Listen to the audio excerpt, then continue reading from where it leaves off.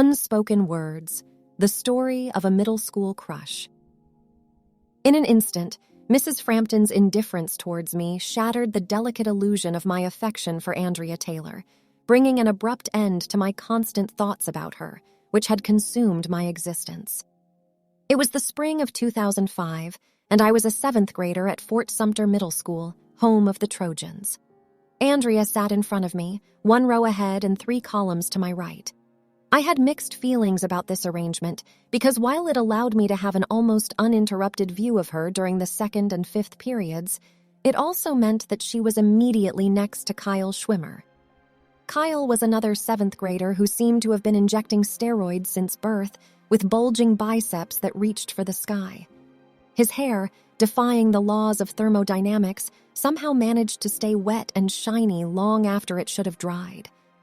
I couldn't stand Kyle Schwimmer.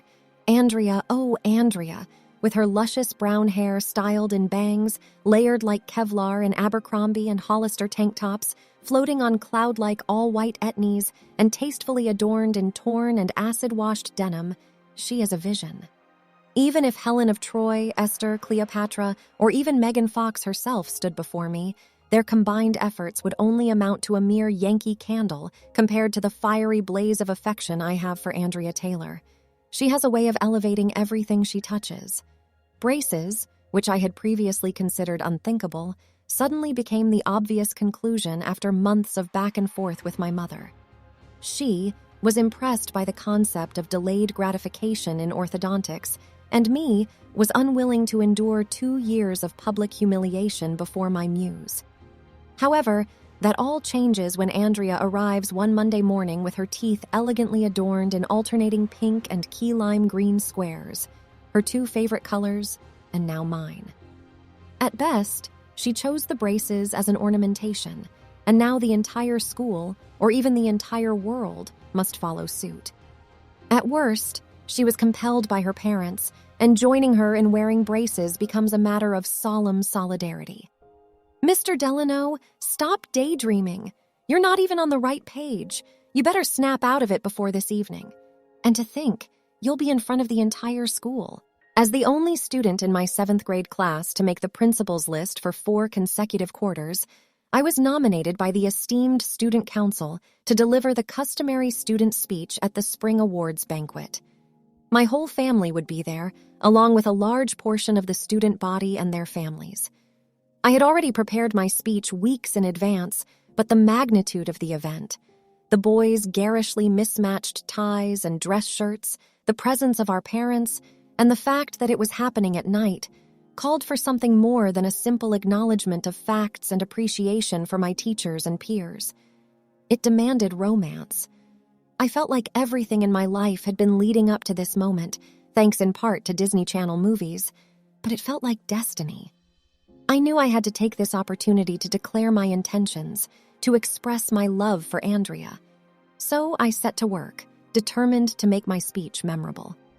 Do not assume that the account I am about to share is unrealistic, as I am convinced that if the same series of events does not unfold in middle schools across the country every hour, it is not due to any lack of imagination or romantic inclination on the part of adolescent boys, but rather their own hesitance in expressing such feelings. My case may be unique in that I did confess my love, but then again, my love was no ordinary one. The night of the spring awards banquet arrives. I stumble out of my mother's van, still feeling numb from the ride, just in time to witness Kyle Schwimmer stepping out of his older brother's convertible Mazda Miata. Curse his luck! I'm dressed in a hastily ironed light blue button-down shirt, khaki pants, and a striped tie in green and pink, despite my mother's objections. Kyle, on the other hand, is wearing all black. At first, I find it ridiculous, but upon closer inspection, it doesn't seem so absurd. I wonder why I didn't wear all black. I can't stand Kyle Schwimmer. As we start walking past familiar sights on this momentous night, everything seems unfamiliar in the darkness. But then, I hear her voice. Andrea and her parents are just a few feet behind us.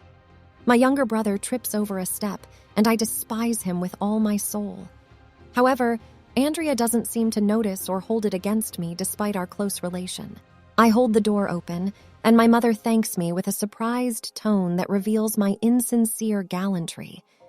I can't shake off the suspicion that in the short time it took us to move from the van to the school, I have fallen from Andrea's esteem like one of Milton's fallen angels descending to the depths of hell. But then she smiles and says, "Hi, John," and I feel like I've ascended from inferno to purgatorio to paradiso all at once. I respond with monosyllables, but apparently it has some effect, as she smiles back and proceeds to the cafeteria-turned-banquet hall with her accompanying party. Andrea is wearing a strapless white dress with black polka dots, and I worry that she's baring her shoulders in case Kyle Schwimmer sees her. She's also wearing black flats, a red handbag, and a mix of blush and eyeshadow that might have seemed comical to an older woman, but to me, it appears as the very embodiment of beauty. After half an hour of waiting, Mrs. Frampton ushers me to a seat on stage, and the cafeteria continues to fill up with people. My stomach feels like a butterfly house, with my nerves in full force. Finally, it's my turn to speak. I address my peers, their parents, the faculty, and administration, making some general remarks about the progress of the year. I read my 2-minute speech that had gone through careful scrutiny by my father, Mrs. Frampton, and the assistant principal. But I'm not done yet. I take out another sheet of college-ruled paper from my shirt pocket, a sheet that has been scrutinized only by myself, and I begin to speak.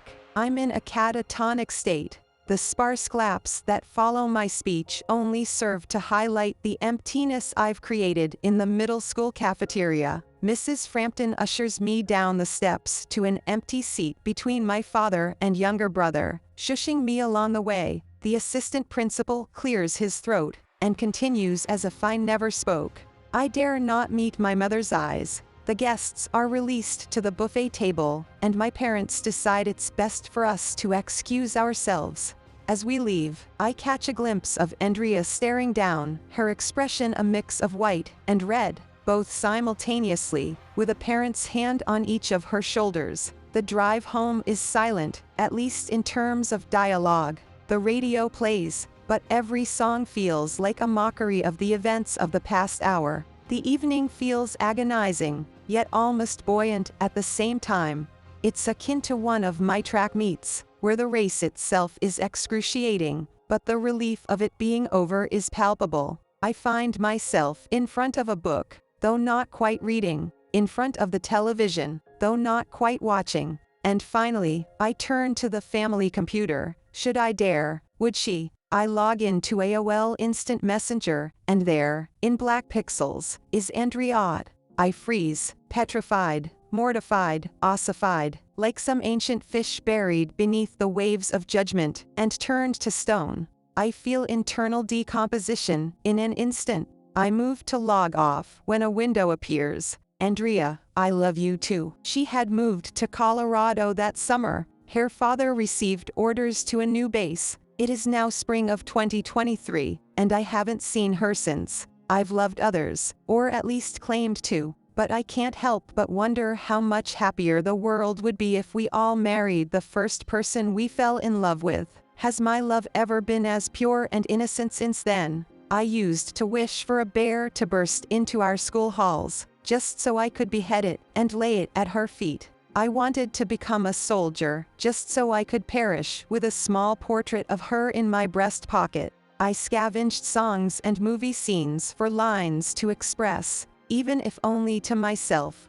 what I could not help but feel. It was idolatrous, but perhaps not without meaning. Why was I so captivated at such a young age? Why, in 7th grade, was I looking for a dragon to slay, a princess to save? It should be noted that the contents of my grandiose declaration of love have been omitted from this narrative. Rest assured, Andrea was wooed with all the accumulated prowess an 11-year-old could muster. I invoke Shakespeare, Noah Webster, shamelessly plagiarized several verses of Stevie Nicks' Landslide, and more than one Coldplay song. In short, I declared my love to her in no uncertain terms. Kyle Schwimmer teased me relentlessly for the rest of the year. But then again, Kyle Schwimmer was never, even for a fleeting moment, Loved by Andrea Taylor.